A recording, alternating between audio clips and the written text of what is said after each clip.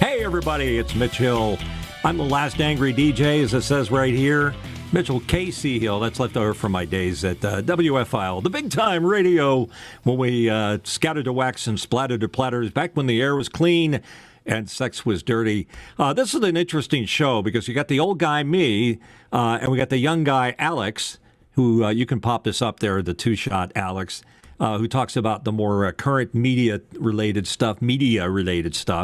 And it's sort of like the Mutt and Jeff, the contrast study, right here, the two of us talking about broadcasting. And today we got a great guest here with us, along with our regular crew of thousands willing to make this show what it is today. Alex, tell them how excited you are to be here today. I'm moderately excited. No, I'm just kidding. Oh, okay, I'm always excited. I love doing the show every single Sunday. It's fantastic. It's good to be here, Mitch, for episode 79 of The Last Angry DJ. If you're just tuning in now and you don't know what the show is about, this is the show that intersects old media versus new media. We interview luminaries in the world of broadcast, everyone from ex-DJs to salespeople, entrepreneurs. But that's not just exclusive to the broadcast or terrestrial radio industry. We interview also content creators, so podcasters and YouTubers. Because unlike Iron Chef, it's not about whose industry reigns supreme. It's about discussing the ongoing challenges that we're all facing, which is a recurring theme on this show. And today I'm joined by Mark Giuliani, who is an important part of our panel. How's it going, Mark? Hey, Alex, how are you? We got an interesting show with an interesting guest planned for you today. We'd like you all to ask questions at ask.thelastangrydj.com. So bring your questions to us. Mitch, you ready to roll? Yeah. Hey, I'm ready to roll. Don't forget that Mark is our moral compass, so please don't curse or discuss political issues, or Mark will make a weird face like this. Go ahead, show Mark's weird face. This is when he gets angry. There he is. Looks like Uncle Sam when he does that. So thank you for being here, Mark. Mark also owns a couple of radio stations, so it's good to have a guy that has his finger on the tip of what we call live and local in the business of broadcasting, because, you know, on one hand, we've got all these companies out there that own a lot of media operations, like iHeart and Beasley and so on and so forth. And then there's a smaller number of people that are doing the mom and pop thing that really was what radio used to be. So it's interesting to sort of examine what's going on there. And right now, our guest, I'm happy to announce, is a gentleman who has his finger on the pulse of what broadcasting is all about. That's Alex. Our guest that's here today is Mr. Leigh Jacobs. Leigh, Alex, there he is. Leigh Jacobs, ladies and gentlemen, media research and marketing expert from NuVoodoo, which, why don't you explain what that is? It's an intriguing name, and perhaps you can tell us what the breadth of stuff that you do. Well, the name is my fault. Let's see. How far back do I have to go, Mitch? You got to go right back to Marconi. Yeah, probably, pretty much. So in 1999, after I guess 17 years or so programming radio stations, I had an opportunity to go to work for a research and marketing company that was Critical Mass Media, which was initially its own enterprise. Within minutes of my joining, it became a wholly owned part of J-Corps. And then moments after that, it was subsumed into Clear Channel.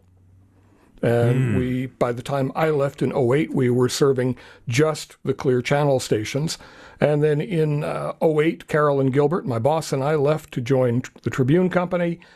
And at the end of 2010, we realized we were going to get thrown out with the bathwater, as they had caused a regime change at Tribune, and we were going to get tossed back out into the street, and we needed a company name. And it was like, well, we'll go back into the research and marketing space for radio. What do we call it? And I said, well, NuVoodoo, because the old voodoo doesn't work anymore. True. And you know, what's interesting. Yeah, I was going to say, what's interesting is that you were in the business in the 80s in a different capacity, and now you can look back upon that continuum, and you can see the differences of things that have changed over the years. How is broadcasting and the consultancy thereof, which you do, how do you look upon the business today that's different than the way you used to look upon it when you had operated with the Tribune and first started NuVoodoo? How does it look to you? I mean, Is it looking good, promising, challenging, different? Are we changing the paradigm? What's going on? Well, look, I'll point this right at Alex. I mean, this is part of linear media, and linear media is in decline. You know, the newspaper business, to pick apart another media choice, has been in steady decline since World War II. The TV business happened, and it's been declining for years. The radio business had started earlier than that. It became the music distribution system that got many of us involved in the business. Became that almost exclusively starting in the 50s.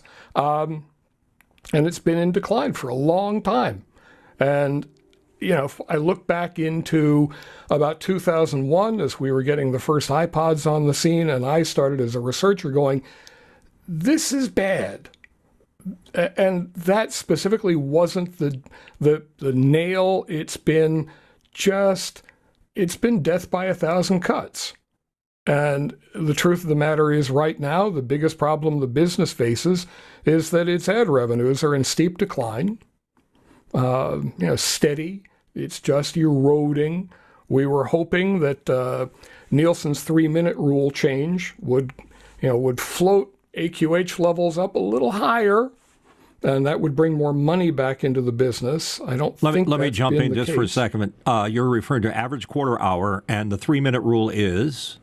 It used to be in metered markets, PPM markets, that Nielsen, Arbitron initially, and then Nielsen bought that technology. That's too much inside baseball, perhaps. But it used to be that in order for a station to get credit for a clock quarter hour, there needed to be 5 minutes of listening in that clock quarter hour. And this year, Nielsen announced that, no, it just needs to be 3 minutes.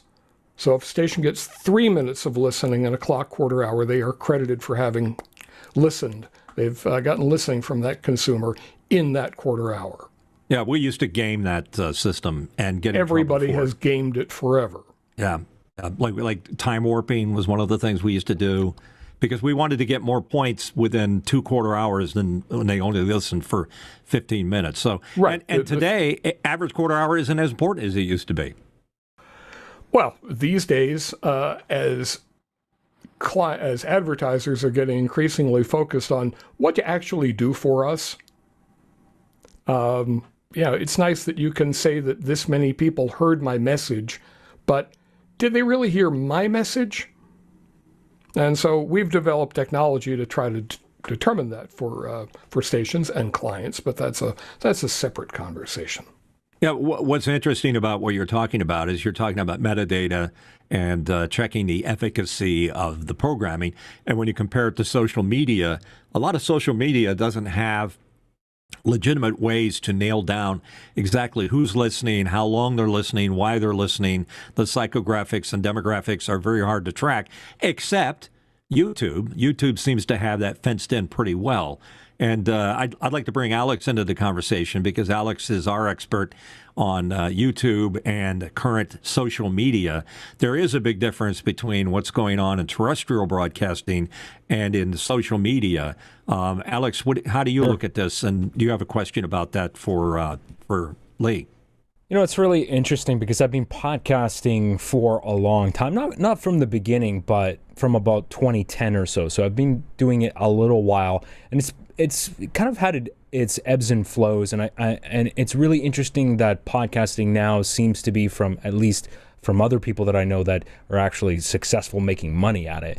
They're saying that they're seeing a decline in ad spends, which is something that the radio industry, you hear about that with a lot of radio stations. And so I feel that the podcast industry, although I prefer it as a medium because it's just so much, it's not constrained by the same types of rules that an older medium like radio is, but it's starting to have a lot of challenges, and it's starting to now show its age while people move to other platforms like YouTube, and YouTube really seems to be dominating everything. And if you didn't jump onto the YouTube bandwagon at the beginning, it is really hard. Now, look, I'll lump us into this boat that, starting so late, starting this show on YouTube a year ago, That's really hard to do. It's hard to get noticed with that many YouTube channels, unless you really got in there from day one.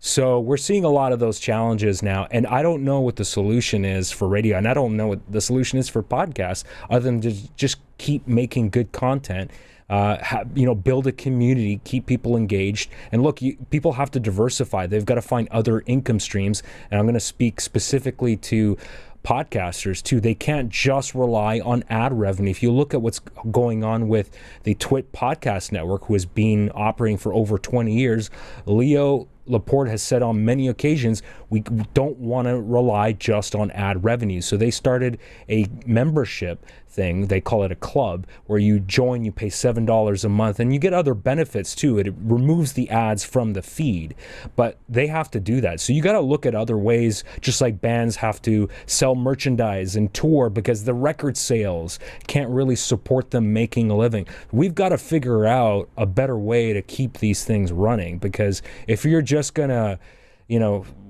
keep doing the status quo, you're going to have a real big issue over the next 5 to 10 years.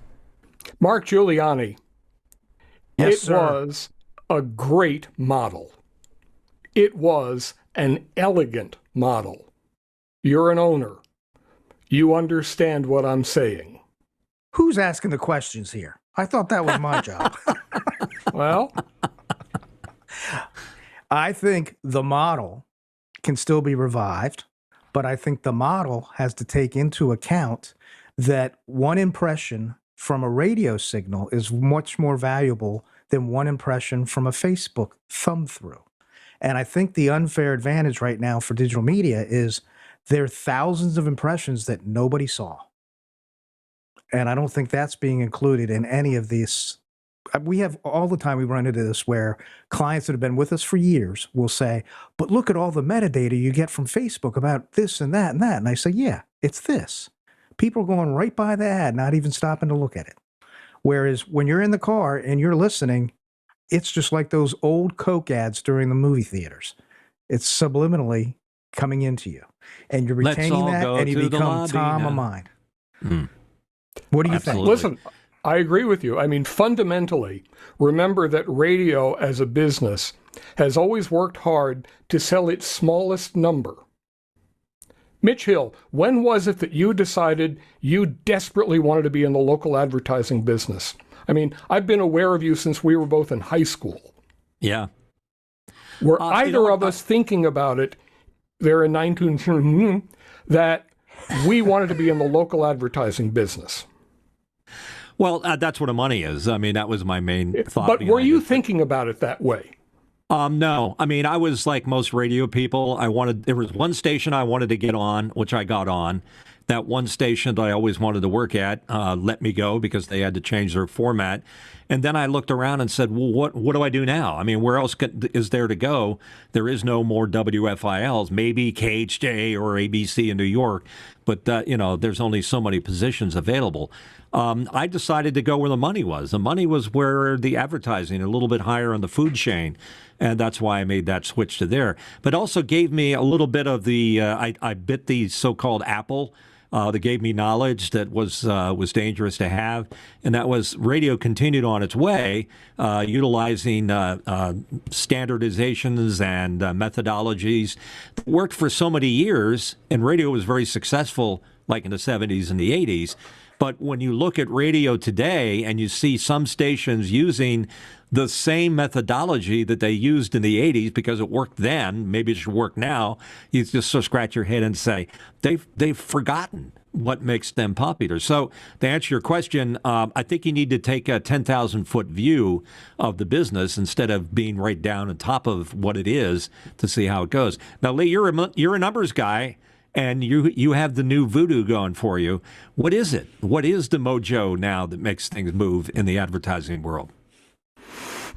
From my point of view, it's increasingly becoming, and I started down this aisle a couple of moments ago, that radio was the medium that, newspapers sold circulation. We sold average quarter hour. A number that you'd need, you have to have a basic understanding of algebra to even parse through those numbers. And they're unimpressive numbers when you show them to a client. Here, the newspaper says they've got this many 100,000 people who read the paper every day. Maybe it shows up someplace that maybe they saw it. We're going to tell you that in this time range, in an average quarter hour, this many people listen. Yeah. I mean, that's already selling uphill. And frankly, I think, Mark, to your point, none of it really matters. What actually matters to the advertiser is, did in fact awareness of my business, our reputation perhaps, people's imagery surrounding my business, was that enhanced as a result of running those ads? Yeah, we called it top of the mind awareness in the marketing business. What was the first thing that people thought about if they thought about buying a car or buying tissue paper or whatever? That's what you needed. And then it came down to, well, what's the CPM, which is the cost per thousand? And that sort of equalizes everything, equalizes radio and television and social media. Yeah. What I think is happening right now, and I'm sorry, jumping around here a wee bit, is that I think it's we're in an area of correction now for social media where the advertisers are starting to scratch their head and say, what do all these numbers mean? Are they really legitimate? And is it significant to selling my product? There's a lot of money being spent on social media, but not a lot of good data to back it up. And that's the problem that I think that social media has. If you spend enough with Meta or with Alphabet, they will run a brand lift study for your business, and they'll show you that among people who've been exposed to ads for your business, awareness is up this much. But we're doing the same thing for broadcasters now, so that we can parse out a sample of people who weren't exposed to your ads, compare them to a sample of people who were, and show the difference and show the increases in awareness and in reputation surrounding your business. Well, you're a big thinker, and I was gonna jump over to Mark, but go ahead, Alex. Go ahead, say. I just want to jump in here for a sec because we're talking about advertisements, and I will say the one thing that radio has an advantage of, and also I would say social media platforms, is that the data that they provide is much, much more in-depth than podcasts. Because I will say this, if podcasts are having a problem right now getting companies to spend money on ads for their shows, I think that's because, first of all, it was doomed. The medium was doomed from the very beginning because of the way it was designed. You got to remember that podcast, the underpinning of that technology, the way the audio is delivered with RSS feeds, a simple XML file. What do we know about people? Well, we don't know very much at all. We have an IP address, and we can count download numbers. That tells you nothing about that person. You have no idea about demographics. You have no idea about psychographics. Advertisers want this information, and they're just starting to wake up to the fact that they don't have this data. And guess what? It's not going to change because Apple controls it, and there's a privacy angle to this, that Apple does not want to change the way podcasts fundamentally work, because you would break it. Now, companies have tried to do this. You have companies like Spotify, they have their own silo, and other platforms that have their own silos for podcasts, which provide their own analytics. But podcasts as an open standard, one of the reasons why I like it is that because it's built off of RSS, but I realize that it's doomed from the start. And this is why advertisers love YouTube, because if you look at that incredibly rich dashboard that YouTube provides you, it tells you everything right down to the gender of the person that is actually watching it. And we can't get that from podcasts. Well, can you, at this point, accurately within podcasting, tell how many people are actually ever listening to it? No. That's impossible. That data. And so, really is it available. any shock that, okay, Mark, you and I can complain about how badly, how much revenue radio has lost in the past several years, but podcasting, theoretically, if it's all part of the audio marketplace, anything we're losing at radio ought to be going back up in podcasting. It's not, and it's not happening, Alex. Right. So, I mean, I think what's interesting here is take all the metrics aside. The one way we know we're doing well, because we don't pay Nielsen for that junk, the one way we're doing well, we know we're doing well, is because when we do any work for anybody that does auto repair or car dealerships, they tell us the reason we're here is because every radio comes into this place turned to your station. So that right there does it. And then we have testimonials from other people who say, as soon as we talk about this product on your station, people come in the door the next day for it.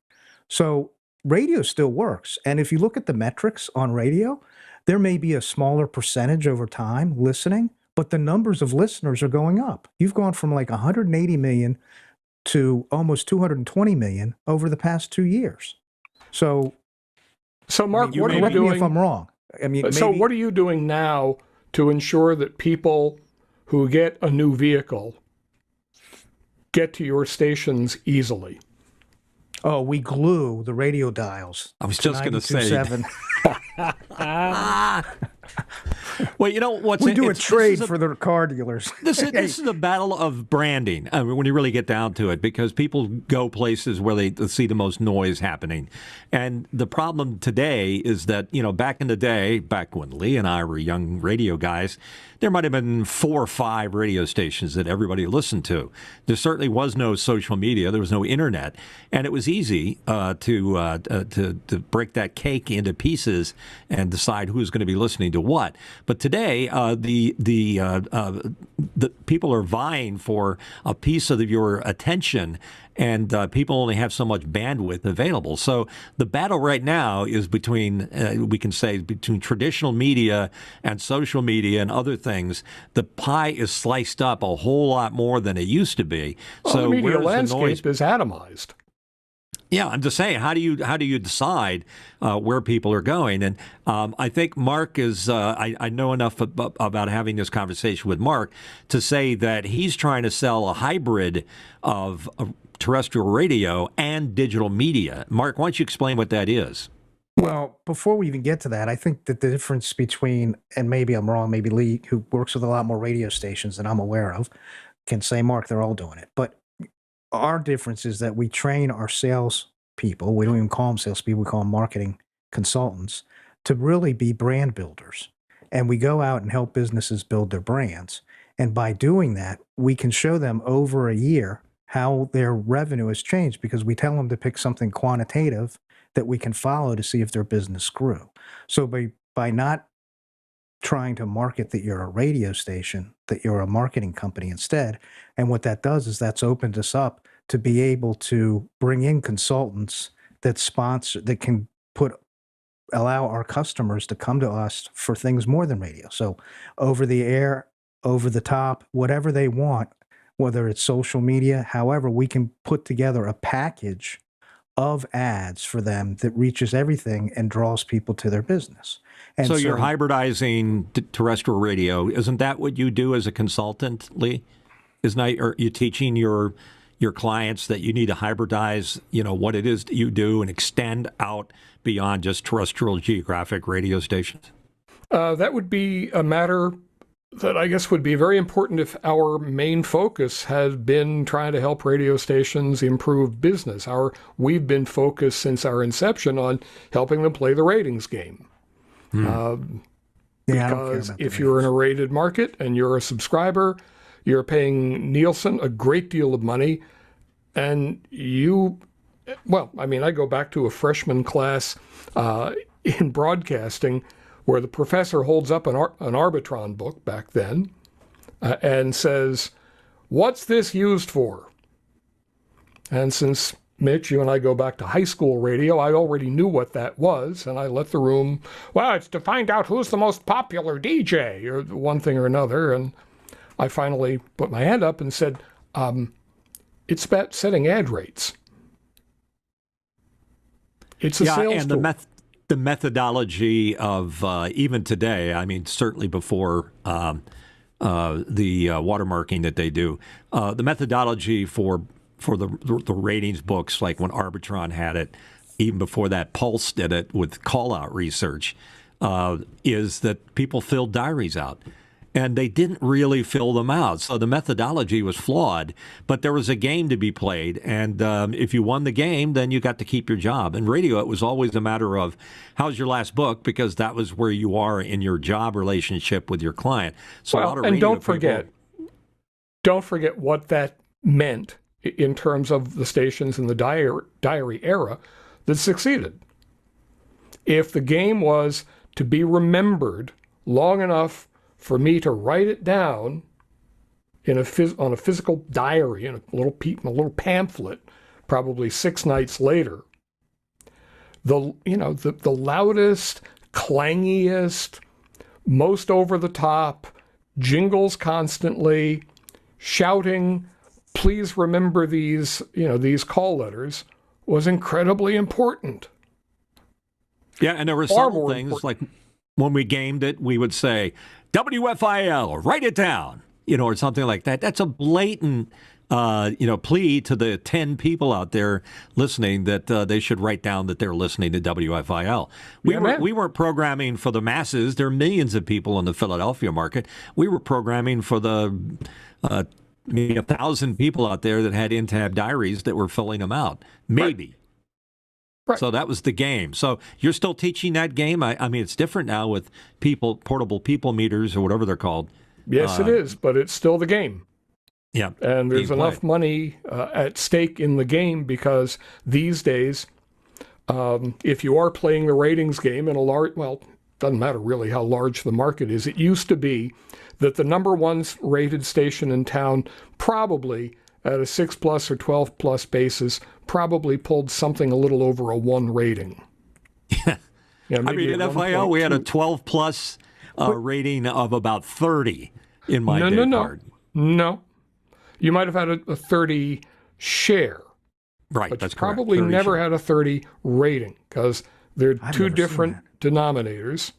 In the case of a rating, the denominator is the entire population, the entire market. In the case of a share, it's the denominator are those who are listening to the radio. Exactly. It's really rare to have 30% of a market listening to a station at a time. That was pretty. That would be pretty. With respect, I think we had 30% of the market listening at one time to WFIL at night, but it was everybody, according to the flawed methodology that Arbitron can provide. I would take issue. I bet that's not true, but you might be right. I might have to go back and pull some of my old diaries out just to hold them up and show you. These are numbers people would kill for. Regardless, it was a numbers game. It was flawed. I always felt that it was a matter of seeing the trends that made the most sense, because there was some logic to the trends going up and trends going down, because you're really rating your ability to brand a market and your ability to sell yourself. But you said it yourself before, Mitch. You were saying, people had a choice of probably 5 listenable or things within that would be their consideration set. Right. It usually pretty much matched the number of presets on a typical car radio of the day. Exactly. 4, 5, 6 possible choices. But Alex Knight would tell you that now people have very personal choices. This morning, PBS Weekend News, featured, a lengthy piece on, and I'll screw up how to say the name, but I think it's Khruangbin, which is a little instrumental band that sells out venues, has a lot of streams, might have been able to make more money in an era when we ran out to the neighborhood place to buy a $4 album or later a $10 album, or when we replaced them in the 90s with $16 CDs. That was pretty good business. But now that's all gone. And if you're an artist, you got to sell merch, you got to sell other experiences, you got to sell tickets. Lee, do you consult any artists or record companies too?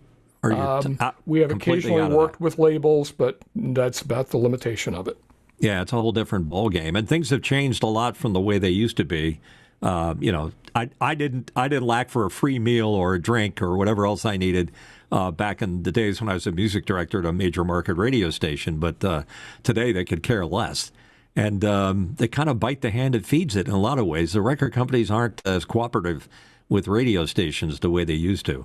But I'm going a little off topic here. I was very curious about what was going on to what Mark was talking about. Mark, what do you feel is your challenge being a locally owned live and local radio station in this world that we're describing? Well, I think we have a unique situation because we have 44 stations in the Salisbury, Maryland market, even though we're in Delaware, still part of the Salisbury market. So it's 44 stations, about 440,000 population. So look at the numbers of our area versus New York City. And I don't know Leigh, how many markets do you come across that have that many stations? That have what? 44 That have stations. like 44 stations in one market. These days, I mean, since we worked really hard in the radio business across the 90s to move stations around, to get them moved in from, the little burg that would have served the little burg well, but moving it a few miles closer to Salisbury is beneficial, so now we agglomerate a bunch of stations in not too big a spot. I mean, Salt Lake comes to mind. I think that's about 50 stations for a bigger population, certainly, than Salisbury. Much larger population, yeah. But nevertheless, it's an immense amount of choice, but not really enough in the atomized media world that we live with now. How many stations do you see that are doing Mitch touched on this earlier, hybrid radio, which is bringing in the audience to partake in producing the show by letting them ask the questions through a website or through chat, allowing them to comment on the show as it's live, post questions, have the questions voted on, and then have the questions read during the show? That's been tried. Alex, that's been done in Canada. There's there are a couple of stations that have tried this. I'm aware of stations that have dabbled in it, Mark. If you're doing it successfully and have it routinized, I'd love to hear more about it. Well, we're kind of using the same technology right here, surprisingly enough, where people are posting the questions to a website and people can come in and they can see the video on the website and they can vote on those questions and the questions get asked and voted on. And we started doing this once a week for one of our shows, and everybody was like, you got to do it every day. And so we don't do the video every day, but we do the questions and the what we call Mukana here. One of your jobs here, Mark, is to read some of those questions, and I see that they're starting to stack up. So why don't you read some of those questions, and if they're whether they're related or not, I think I'd like to hear what people have to say. Right. So we're going to go back in time a little bit because you started to touch on this, Leigh, but you spent decades in the industry. How did you first get into radio? And what led you into the research and analytics side of the broadcasting? You kind of touched on the research and analytics already, but how did you first get into radio after high school? I was an awkward middle schooler who had fallen in love with the music that his dad loved, which was jazz. And I was aware that knowing a lot about jazz was not going to get me laid. Not to make that face, I was not Mark. going to get any attention from girls. Knowing a lot about, about Oscar Peterson or Bill Evans. That was not going to be successful for me. I needed a quick immersion into popular music. So in 8th grade, I started listening to the radio. And curiously, my dad gave me an FM radio. So growing up in North Wilmington, I discovered WMMR in Philly, which was a very progressive album rock station. The Marconi experiment. Yeah, well, it was a little after that phase, but it was 93.3, the radio station. Johnny Kraft. Right, yeah, exactly. And then my mother says, oh, by the way, the high school you're going to next year has an FM radio station. Wow. So we didn't know, we were the first ninth graders at that high school. We did not know that the radio station folk had decided, no ninth graders. Ninth graders can't be on the air. They can do stuff in the station, but not on the air. And so they didn't really take attendance of who was from what year when we got there. And it's a bunch of people you guys have probably spoken to. Steve Stryker. Stryker's a year behind. You're younger. More hair to show for it. But I remember a very big experience for me was being driven to the U.S. Customs House in Philadelphia, because in that era, you had to take the written test at the FCC audience. Third class broadcast endorsed for me. Maybe you did better, Mitch, but I did the minimum required to operate the transmitter. Yep. And so by the time I got through high school, I knew kind of a lot about radio. And I went off to college expecting to do something different and found out that my brain is not big enough for engineering. And I ended up back in radio. And I work hard every day to forgive myself for not knowing 47 years ago that by the time I was an older man, that the radio business would be not as influential as it used to be. And now you just described my life. Thank you very much for doing that. Hey, man, I can remember, sneaking off into a closet to call in to you at Wham's on a weekend. And begging, you're about that my 5 mother years. wouldn't open the closet door, to say, "What are you doing?"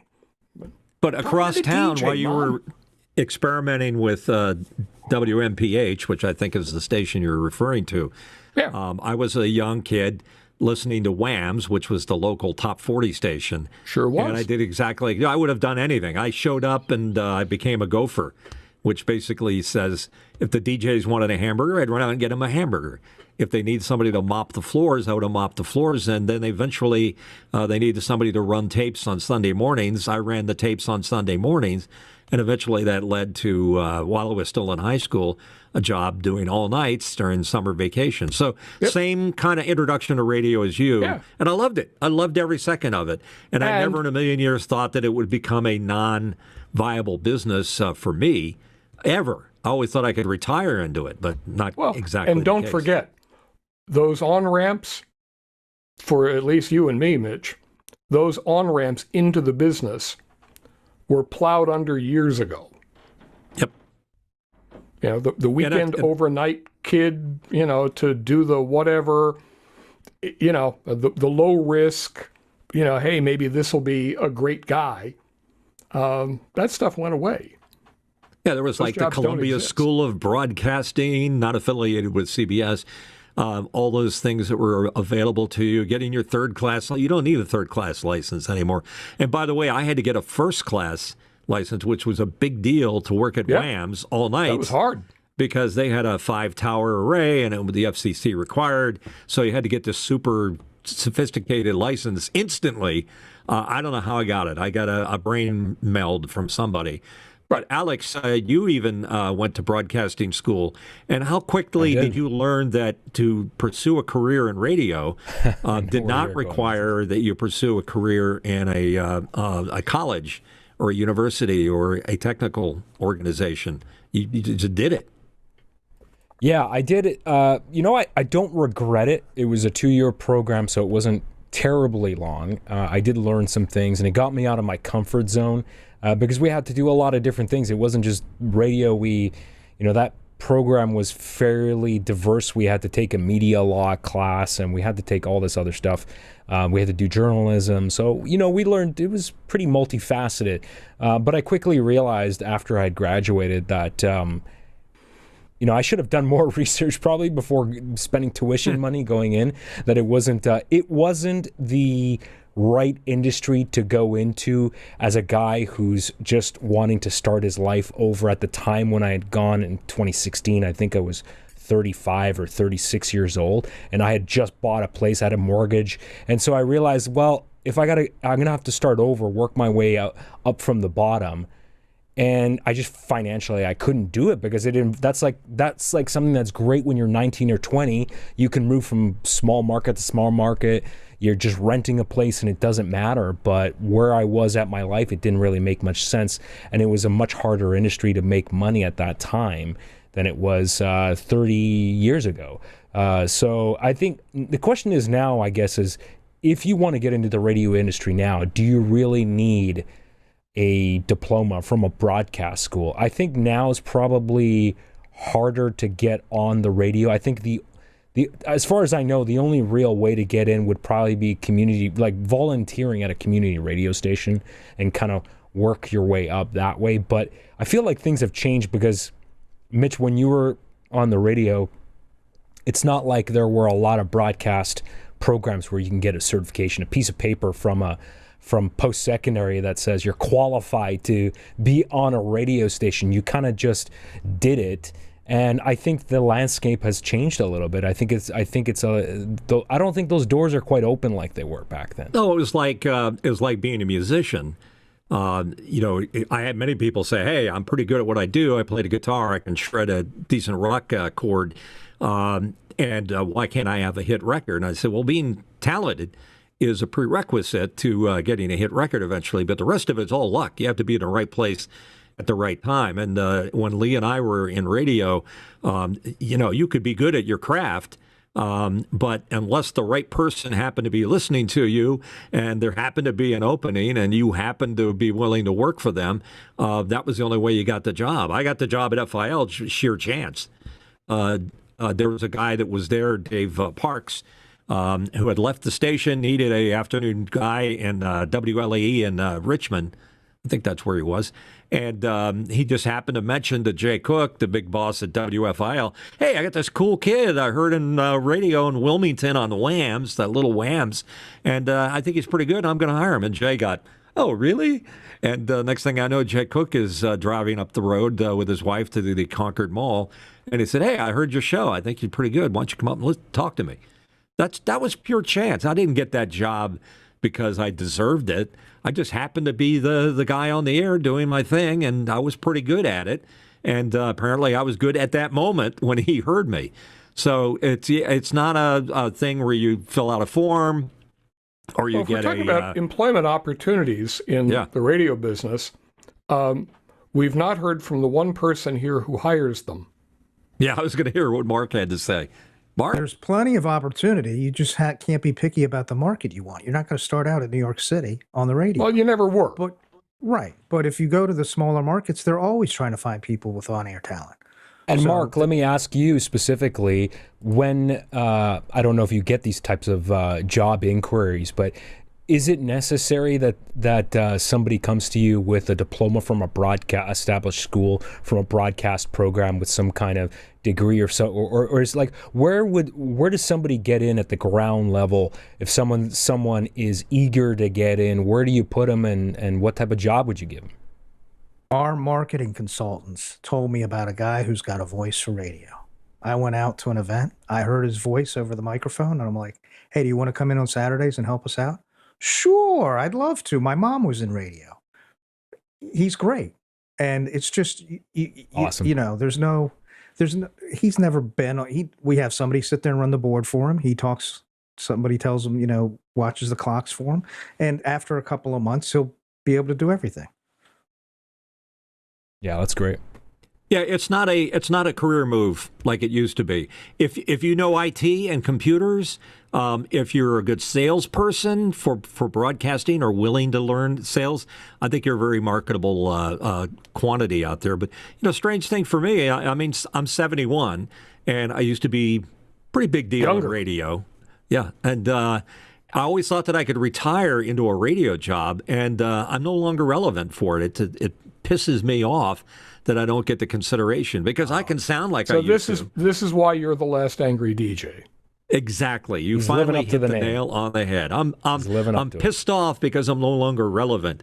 And the things that I could be good at, Mark, I'm not getting consideration. Mark doesn't have a music station, so there's no job available. But, I can still sweep the floors and go out for burgers for the staff there.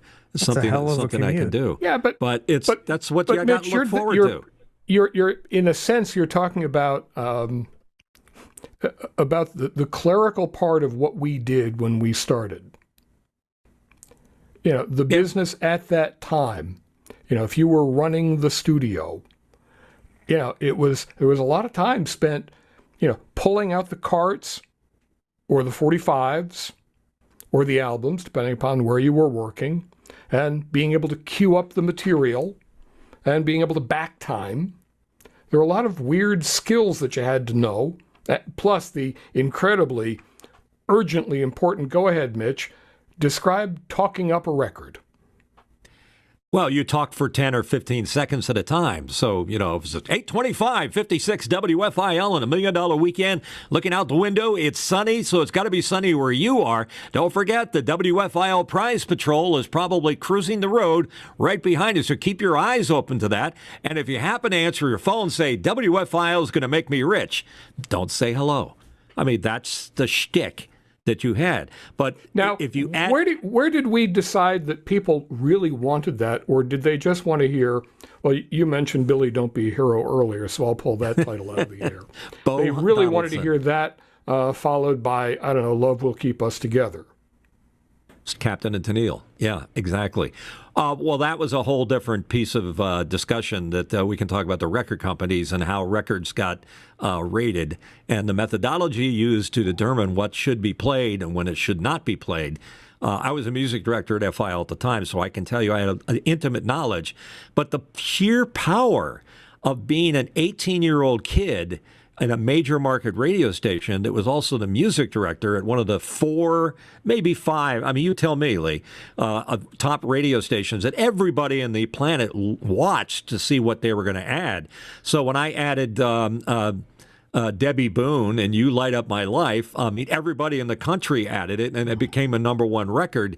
You can blame me for that particular gold record and that particular, it's not being played today for obvious reasons. But it was a very, very it was a mind fuck. It truly was. Eventually, you realized, wow, what is this job and what am I doing and what do I aspire to? So it was a whole different ballgame back in those days. Today, I'd be happy to go in and sweep the floors for the radio station and do the occasional voiceover stuff. The one thing that I can still do, even though I've done lots of other jobs since I used to be in radio, is I still got the voice, so I do voiceover work until AI makes that job obsolete. And I can still produce video and TV the way I used to in the old days. But I always thought that once you've got that radio thing in your blood, and Leigh knows what I'm talking about here, you're kind of stuck with it. There's lots of other better career choices you could have made, but you're stuck with it. There's something about it that made you love it, in spite of maybe your knowledge. Like, I'll go to Alex here for a second.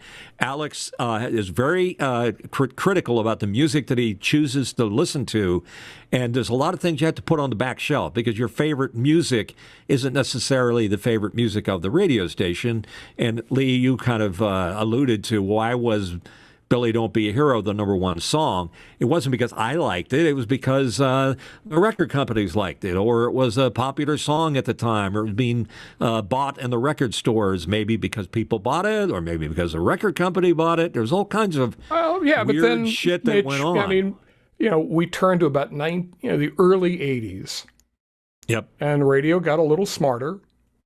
And we started, researching how do people actually feel about those songs, getting metrics on them. And I remember, going to work for Greater Media in Boston in 82. And we were researching the music that was going to get on WMJX. And it was terrifying at first. Come on, people love this song. No, they don't. It's down here. Exactly. You started, and, by the time by the time the 80s were halfway through, that became table stakes to be in the game in a large market in radio. You were doing research. You were finding out what songs people actually responded to, not so much what the record company was hoping would be the big success. And that was a new thing at the tail end of my career at WFIL, is bringing in focus groups where you tested hooks on people and they rated them. We did call-out research. Right. We actually started getting good data to determine that, because it wasn't a music director sitting in a room somewhere saying, I'm going to bump that up 5 because they did it at WABC or they did it at WLS. I mean, that was a way, it was like a monkey see, monkey do kind of methodology. Yeah, but and that worked out really well in our given little foxholes, when everybody played the game where there were 5 or maybe 6 choices of what to listen to. Yep. When everything's available, Alex is an old person, comparatively.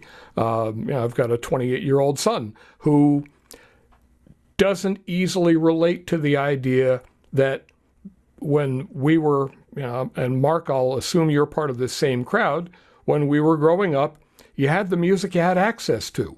You had to own it, or you heard it on the radio. I had lots of friends that taped songs off the radio. It includes my daughter, who's 41 now. She remembers, waiting patiently for the great song to come on WSTW, and boom, starting record at the right time and hoping the DJ would shut up so that she could get the song clean, which never worked out for her. She didn't know that part. But you had the music you had. It wasn't all available through Spotify or YouTube. You had what you had. Now, whatever you want. And it turns out people like a lot of different stuff. Yep, it was true.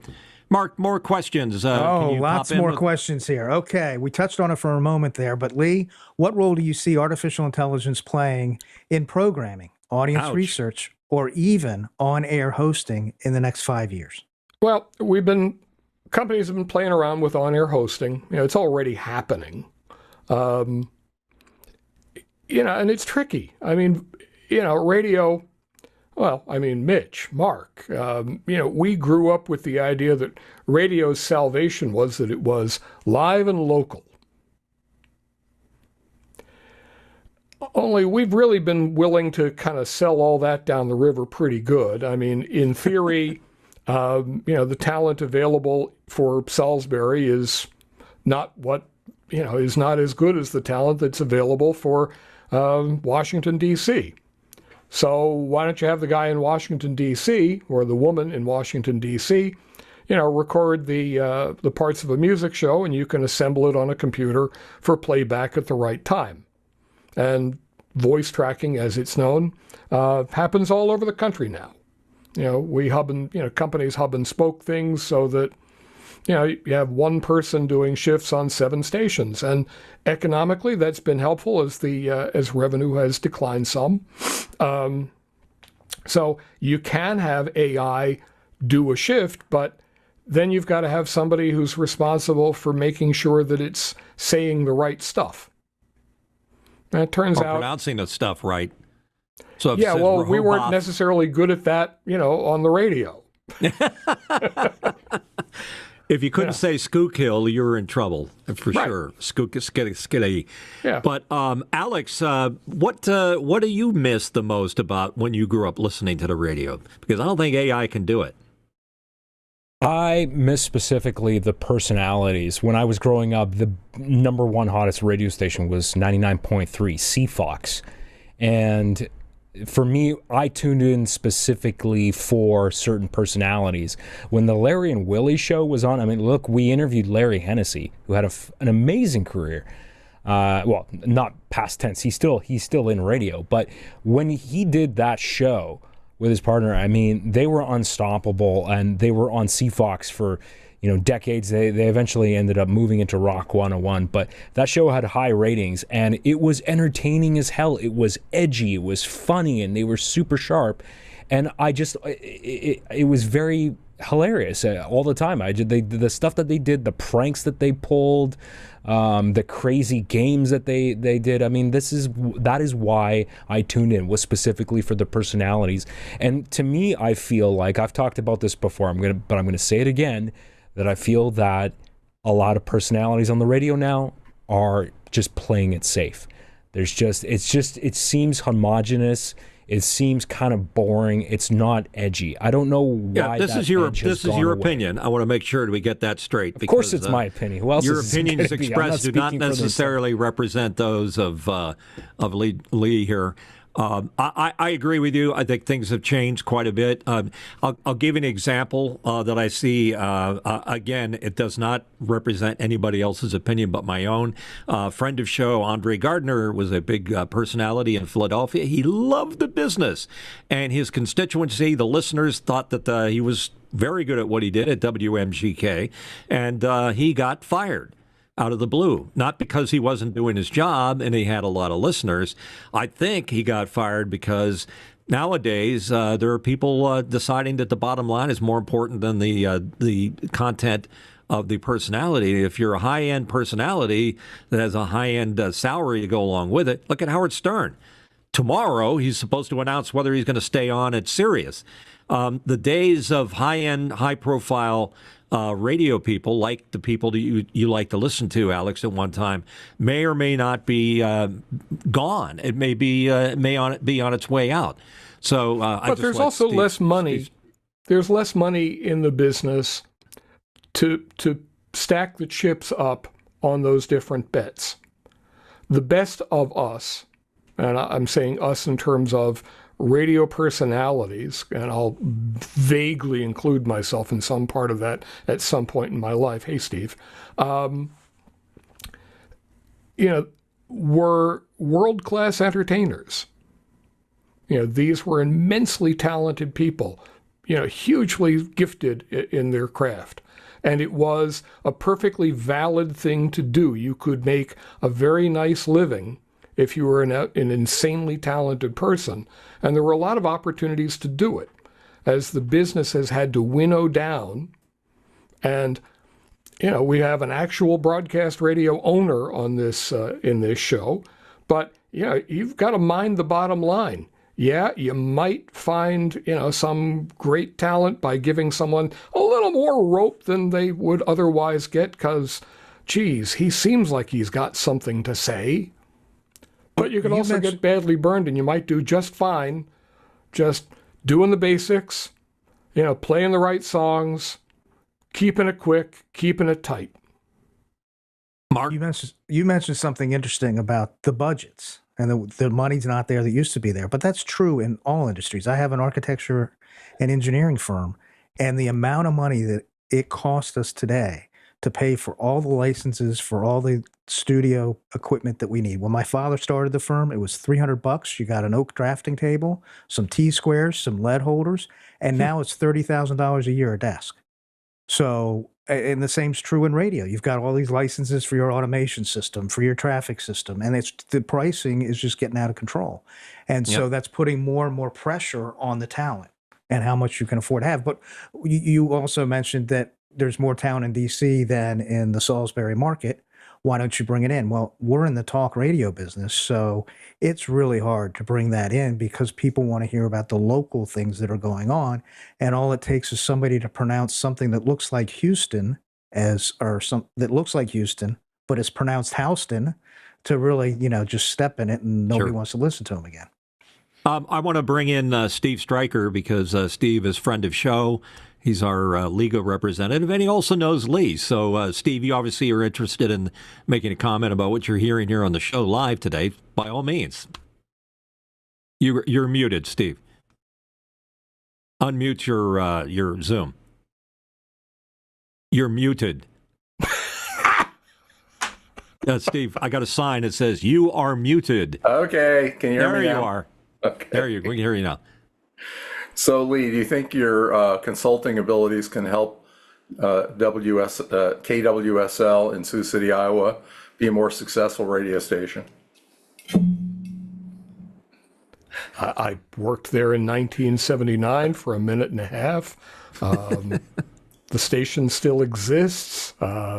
Different owner, obviously. The fellow who's the hot salesman, and I forget where Ken Kelseth was the hot salesman, but he'd gotten the local Coca-Cola bottling company to help him buy the station in the 70s. So, yes, I can. But that leads into a serious question. So, I figured it must. You've been one of the top radio consultants probably for the last 30 years or so in the country. What can station owners, management do better to work with people like you who are in the consulting business to get the most out of that relationship? What do you think? Listen, it comes down to what business are we actually in? There's always the temptation to want to feel like we're in show business. But we're not in show business. We're in the local advertising business. And what can you do that will, help Mark, get his marketing consultants to be able to convince more people that they need to spend money with Mark stations? What do you got? True. I mean, Steve, you're a listener of radio, and you're down in the Fort Myers area. What do you listen to? I'm in Tampa. Oh, Tampa. Sorry. Yeah. Thought Fort Myers. I completely brain drained. What do you listen to and why? Isn't it, Steve? Yeah, we're in Pasco County. Yeah. I'm 20 minutes north of Tampa International Airport. Yeah. Well, I'm sorry, Mitch, what was your question? What station do you listen to and why? Well, I hate to say it, is that we lived here for 3 years. We moved here, and nobody's really asked for the order. When I was in radio down in Fort Myers at 96 Super Q or KBEQ in Kansas City, Q104, where I was sales manager a long time ago before I was a lawyer. The stations advertised, and they asked for you to become a listener. And there's still, there's K-Light, and there's a local station here in Pasco County that, just by scanning, I'll spend some time on. But my audio time spent listening is it's also hurt my TV viewing time spent viewing is podcasts. I hate to admit it, but I spend about 3 hours a day listening to podcasts, and I don't really listen to that much local radio. Sometimes I, get resigned to turning off XM, which I do spend about probably average a half an hour a day on in the car, and we have XM in our cars, and I have the app, so. Hey, Mark, what's the advertising budget for your stations? Oh, our stations are small, but our stations are small. We're about $1 million a station. So the advertising budget is about $1.1 million. For sure. Well, I bet you that's more than some of these Tampa, which is, I don't know what market rank Tampa is. What is it, market 20 or something? 15? But I saw 0 billboards, and I saw the first television commercial in a year. And I was like, oh, can't believe. And I saw one, which is compared to the hundreds of ads for personal injury lawyers or medical devices that you see on local television every day. That is not getting out of the clutter. Now, I realize we have a secular decline in radio revenue, and that is, frankly, that's what's driving that. I get that. But if you don't ask for the order, a billboard is a 6-second shot. You're driving by it. Yeah. After you've driven by it once, you never pay attention to it again. I don't know. In Fort Myers, man, we had about 1/3 of all the small format billboards in that market through Lamar. And I'll tell you, it was an integral part of our marketing campaign. You go to LA in the 1980s, Lee, what radio station did you see plastered all over LA? Depends what year you're talking about, but often KISS or KHJ. Or KMET too, right? Yeah. They asked for the order. So, Lee, what's the best way for radio stations to ask for the order? From my perspective, right now, in this moment, listen, in the day when we had money, TV was incredibly effective at creating an image for radio stations. And now, connected TV, over-the-top delivery, allows stations to target well enough to spend at levels that if they can kind of wheedle through the couch cushions and find a few dollars, you can hit enough people, well targeted, to hit in the zip codes and go after the particular places where people are carrying meters or returning diaries, to try to play the game. Yeah, I think the idea of linear TV is a dinosaur. I think they have similar problems with radio. They have to sort of reinvent themselves, and they have as streaming media. That's where they're headed. They're trying to do streaming media, and now there's a come to Jesus time for streaming media and podcasting, where people are saying, okay, enough already. I have to decide what I have time for, and I don't have time for all the streaming services I have. One of my favorite questions to ask a guest, by the way, is of all the streaming media services you have, which one are you going to drop? Because you have to. You have too many. Leigh, you have too many. You need to drop one. What's it going to be? I just rotate around to optimize what content do I need right now. Okay. That's a good answer, but most people, like me, I was getting ready to drop Disney, and they came out with a great show called Alien Earth. I know it sounds like I'm like a Comic-Con guy, but it's so good, I don't want to cancel it. It's too damn good. Right. So I'm constantly faced with a situation where I've got way too many streaming media services. I've got way too many things vying for my attention. And as a marketing and advertising guy, as you alluded to earlier, I used to be partners in an ad company. I have to decide, what makes the most sense, or what questions should you be asking in today's world? And Google Ads, used to be a great idea, but it's a shotgun approach. It's very hard to narrow down where you can spend your hard-earned money, because it used to be easy in the old days. I mean, there might be 3 or 4 network TV stations that you bought time on, and you had it covered. Well, it was all a matter of your... Yeah, go ahead. It's really interesting that you mentioned this, because with search engines, and this is somewhat related too, but even Google is kind of eating itself now, because they decided to put in their AI assistant in the search engine now. So if you go to and do a Google search, guess what the first thing you're seeing is? You're seeing that Gemini says response, that Gemini response at the top, which I find actually incredibly irritating. And so now that's kind of eating their own lunch, and they're actually starting to actually feel the results of putting that AI in there. And I've actually changed my search engine now. I use something called Kagi, and I actually pay $10 a month for that service, and it reminds me of what Google used to be at its peak, which is clean, simple page, doesn't have any ads. And I actually believe firmly, and I realize this is kind of a niche because not that many people are willing to pay for search, but that the expression that they say, if you're not paying for the product, you are the product. You are the product. I'd rather pay. I'd rather be part of the solution and pay for a service. I'm going to give you money. This is a really simple exchange. I give you money and you give me a product, and that's where this transaction ends. That's really clean and simple for me. Well, what's going to happen is a lot of things are going to have to fail at this point in time in terms of all kinds of media. And it's all kind of about distribution, isn't it? I mean, radio was about distribution, but it was a geographical distribution via terrestrial radio to cover a certain area. But now with these giant internet connections that are worldwide and countrywide, you have that added to it. It's very, very hard to decide where you have the bandwidth to go to. And I think there's going to be a falling out, some kind of a moment where things have got to equalize, and it might not be pretty when that happens. It may not be pretty for broadcasting. But let me just for one second, and I'll make this very quick.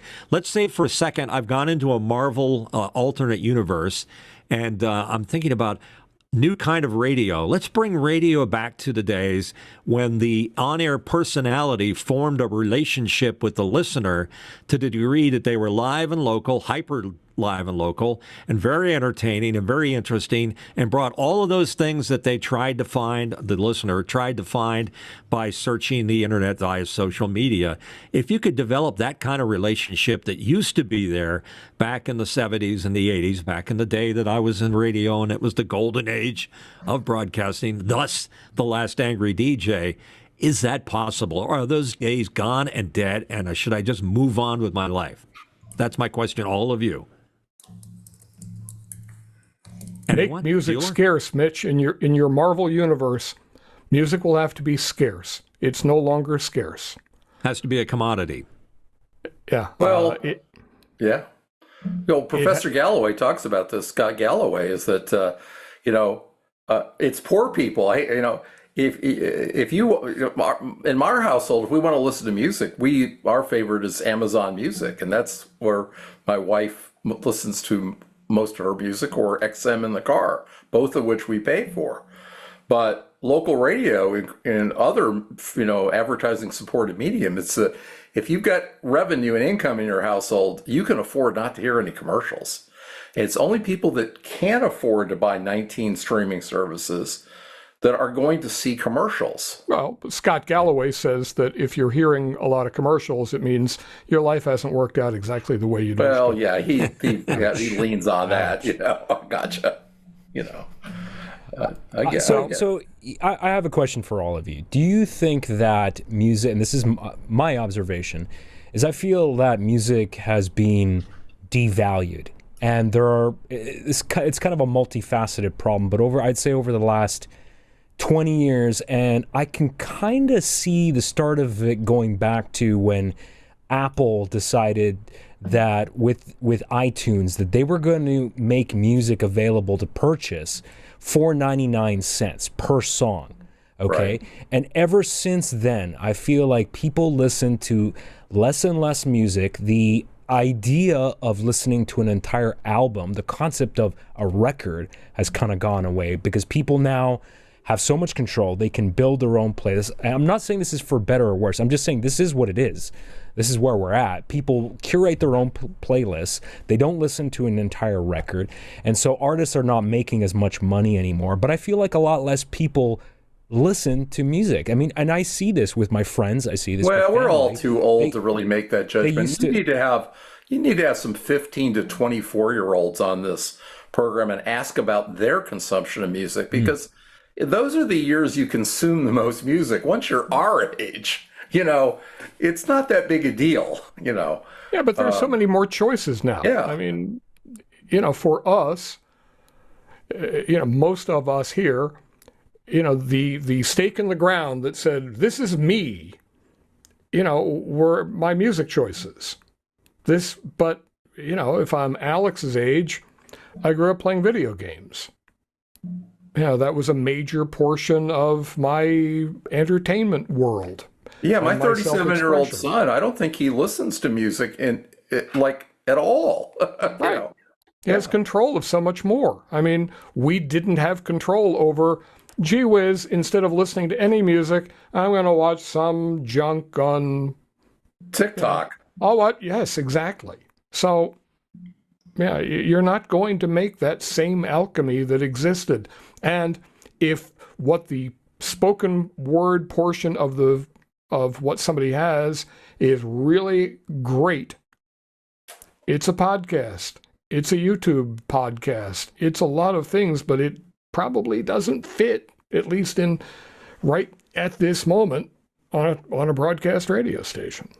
And what's weird is that it wasn't correct or true or honest the way the music used to work back in our day, but it was what it was. It was economics, Mitch. It did expose. It's a limited number of channels. It's scarcity. It's many factors, but I don't think you can get all of the factors back in place. Well, maybe you can in your particular Marvel universe. Well, maybe that's why classic rock and classic hits is still a strong format, because it's utilizing a lot of choices that were made in the 80s and 90s and maybe before that, not so much today. So you gotta figure what's going on, but also look at the demographics. The demographics are getting older and older, like Steve alluded to, and what comes into play at that time is the marketability of, it used to be that the target audience was 25 to 35 maybe, and now it's maybe 45 to 65. I mean, because that's who's out there listening to music and entertainment through traditional means. Not including streaming and Yahoo and all the other things that are out there. I think it's a different beast. I like to listen to Rick Beato. He's a lot of good insights into what's going on here with the industry and how it's changed, and it certainly has changed. I know that I am smoking wacky weed when I say couldn't go back to the way it used to be. It'll never go back to the way it used to be. We have to deal with the circumstances of today.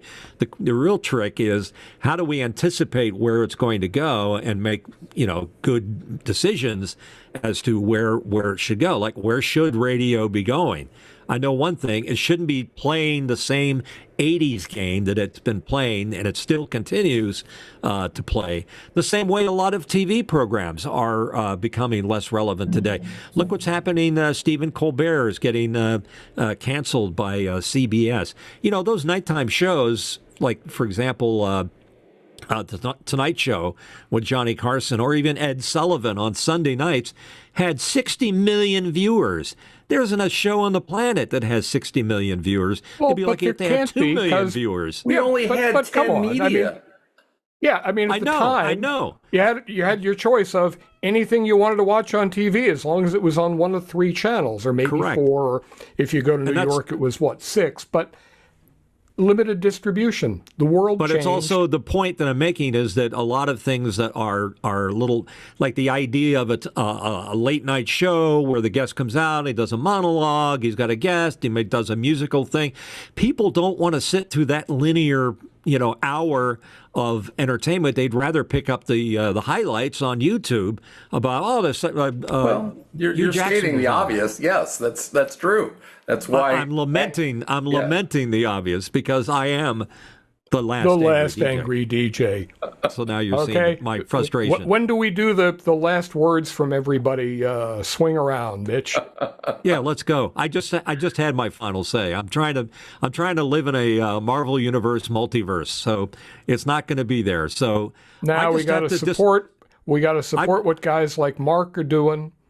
Serving a local market, being an important pillar, an important choice to be an advertising advocate for local businesses and provide people with an actual service. Mitch, I think we should, I want to hear more from Mark too on this, because he's talked about this in the past, but I think it's relevant to this conversation. Mark, can you talk a little bit about how things have changed for you at your stations by the fact that you've introduced new engagement technology like Mukana, like a Q&A system that allows people to chat live and engage with the hosts and vote on questions? How has that changed things? It's changed things in the sense that people have grown attached to it. And as I mentioned earlier in the show, when we just did it once a week, they're like, no, do this every day. So we started to do it every day for one of our shows. We had a legal show where a lawyer would come on and ask questions, and people would ask the questions electronically, much the same way they're doing here or that we do on our other shows. And the person had to leave. And the University of Wilmington, I think it was, just started a law school. So the law school called up and said, hey, we want to replace the person that you used to have because we know she can't do it anymore. So there's a lot of attraction for people that know it. It's just getting the word out, because you have to re-educate people who used to listen to radio and think of a one-dimensional media, whereas now it's multidimensional. So it'll go to Facebook, it'll go to YouTube, it'll go to Rumble, and it goes out over the air. So there's many different ways that we're streaming that and broadcasting that all live. Alex, what's your final word here? I don't have much else. I think I've said my piece on this. In fact, we should probably, we had a lot of topics in here, but why don't we answer Walt Palmer's question? Let me just see if I can get it up on the screen here. here. Hold on a second. By the way, Alex has to push all the buttons, and so he's got to think out of both sides of his brain. Is terrestrial radio still a thing? Sure. There we go. Yeah. Yeah. Yeah, absolutely. The technology is, it's well dispersed. Many of us have terrestrial access to terrestrial radios in their cars or whatever they drive on a regular basis. And I'd asked Mark earlier, how is it that people's new radio gets tuned to your stations? Because that got complicateder. That's not as easy as it used to be. I've got one client who, works with a car dealer, and the little the little quid pro quo thing they do is the dealer programs their stations into the presets of every vehicle that goes off the lot. Yeah, baby. Because it's not always easy. I mean, I remember being on a road trip with a buddy, and we were trying to, retune his radio on the fly. And it's pathetic watching this skilled physician completely could not tune to an FM station that was not pre-programmed. Exactly. Much less an HD2 or an HD1 station, right? Well, it took me 6 months with my new BMW we to don't figure have out. enough time to talk about HD stations, or at least I don't feel we have the time. It's a waste of time. That's what it is. But One that's last just my question opinion. here. All right. Leigh, you've spoken about stationality. What exactly makes a station's personality distinct, and how can you measure that? Good question. Yeah. It's a matter of deciding what your station stands for, what's important about it, and then pick 3 other things that will resonate with parts of your audience that you can lean into a little harder, that make your station memorable. I mean, WABC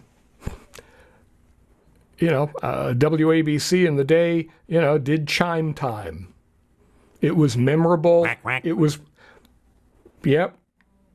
Yeah, anything. Just make it memorable. It can be whimsy. I think our culture, I think it's sad that, trying to do everything perfectly, we lose a lot of whimsy. And I think whimsy is important.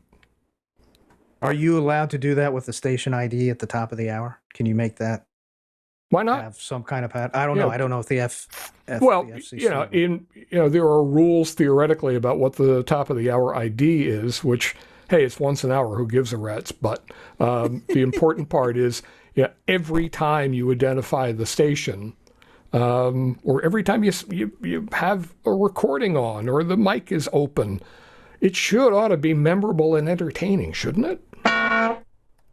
Perfect. Absolutely. There you go. Yeah, do not give a soundboard to an old-time DJ like myself. All right, good points. Mark, do you have a final word you'd like to jump in with here? No. Question for Leigh. Do you have any books or anything people can read to find out more about the work you've done throughout your career? Oh, thanks. Our website is www.nuvoodoo.com. I publish articles every week. That's 2 O's on voodoo. It's not voodoo. NuVoodoo. Correct. Steve, you popped in here and you have your dog Elkie with you. What does Elkie have to say? Well, I think that Mark kind of ceded to it. Leigh knows this because for years when he was a programmer, I was a sales manager. I really think that radio stations need to understand that the commercials are an integral part of their programming. It's important economic information. In fact, the reason I listen to the kind of second-rate radio station up here in Newport Richey, if they listen to this, I apologize. They're not really, they're okay. They're good for a regional edge of market radio station, is they have some local businesses on there. And, I think radio stations need to pay attention to the quality of the creative that's on their radio stations a little better sometimes. all too often it's the most local content on a station. It's the only local content in a lot of radio stations. Yep, good point. Yeah. And, you bring up a good point, too, because I think I've mentioned this to Mark before, that a lot of air talent used to be, too good to go out on a sales call to make noise. I mean, I remember that I'd go out all the time, and that's why I'm always talking about my friends at Arby's, because I used to go out and do Arby's Lunch Patrol. We have the meats. I was always going out and promoting the client, and that's a good relationship to have. I think that if Mark was to bring me on board as a morning guy, that I would do things like that. I would be involved with the sales department. You got to make yourself useful as many different ways as you can. And by the way, I was taking a peek at the latest Nielsen survey that was done. They still show radio as about 80% of the listenership in car versus all the other media. So it's still a viable programming distribution method that's out there. The question is, do people know how to get to it? That's the issue. Mark, you're hanging on my every word. What's up? No. You just mentioned Nielsen, and I wanted to see if this is true. I had heard that Nielsen no longer lists the non-subscribing stations in the ratings. That's true. Well, they're struggling to make a dime. That's their problem. It's pay to play? No, it's just it's a sort of blackmail, I guess. Maybe. I mean, just hearing the news, it's kind of like a blackmail. Well, hey, it makes it harder harder for people to use the utility of the data. That unless you're a subscriber. Yeah, they could. I guess they can't make ends meet unless they have people participating. Believe me, the non-subscribers are listed in the data that's given to their subscribers. It's just not in the data that is generically publicly available to people. Yeah, I used to take a trip to Beltsville, Maryland. I know you used to work there too, Steve, and see what people used to write in the actual diaries. And I'm telling you, you might as well go to a bathroom in a Circle K out in the middle of nowhere and get the same kind of information written right there in front of you. It's just the way it's done. This is the way it's going to go. And so the future of radio is still unwritten. That's one of the things we like to talk about here. About what we can do to help enhance it, make it better. I think Mark is working hard at that. Leigh is doing his best to use that big brain of his to consider what the options of the data that's floating around him. And I'm smoking wacky weed, trying to figure out the next step in my career in broadcasting, which may just put me in a warm room somewhere, or a box at a busy street corner will work for voiceovers. Something to that effect. So, well, Mitch, thank you for the opportunity. I appreciate this conversation very much. Alex, a pleasure to meet you. Mark, truly a pleasure to. Thank you. Good to meet you. Always fun to talk to somebody who's actually got skin in the game. Steve, you know how I feel about you. By the way, next week we're going to have a very special guest. He's a good friend. His name is Ray Franklin. Ray is presentation coach Ray. He does his best to coach CEOs of corporations, actors, radio people like myself on how to best present your presentation. It's sort of like the emperor's new clothes when you go out in front of a group of people in a conference room somewhere these days on Zoom, and you want to make a good point. This is the way you do it. So listen to what Ray has to say. In the meantime, Alex is going to tell us how you can reach out, ask your questions in advance of the live show. And you can watch our show after the fact, but if you want questions to get actually asked on the show, Alex is going to tell you how to do it. I will, but before I go into that, Mitch, has Ray coached you into stop using your celebrity to take advantage of situations? Because I know every time you walk into a restaurant, you put that broadcast voice on, right, to get that reservation at your favorite table in the corner there. I have lots of things that I use in a conversation. I go, Mitch Hill, or whatever else that suits my fancy. I do have a T-shirt that says, "Don't make me use my radio voice." There you go. And it does. I just imagine Mitch going in there and going, "Hello, I'm Mitchell Hill, radio celebrity. You may know me from such programs as." Oh, they do in Wilmington. Listen, he's still a celebrity there. Yeah, exactly. All right, Bobby Dark, baby. All right, so people can baby.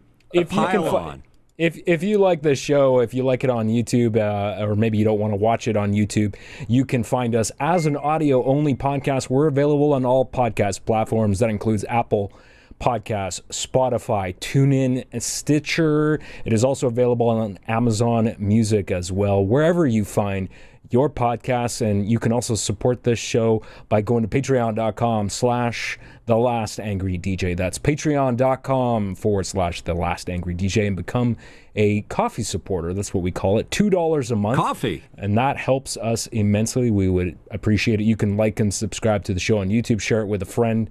Of course, you can reach out to us on social media. We also have an email address, and it's hello@thelastangry.dj.com, and you can visit our website. There's all sorts of places where you can reach out to us. Of course, on our Discord server, that's a great place to chat with us during the show or after the show. I'm going to pop up this QR code, which we will see there in the corner of the screen. So if you just grab your cell phone, open the camera app, and point it right at that QR code right there, that will invite you into our server. And we've got all sorts of channels there broken up into different topics that we can talk about. And it doesn't have to be this show, but it could be anything that you're interested in. It's just a cool place to hang out. So we recommend you do that as well. Also, I'd like to thank the people at Boink Software who make this show possible, and specifically Oliver Breidenbach for helping us get this show running on Mimo Live, which is the application that we're using to live stream and record and cut this show.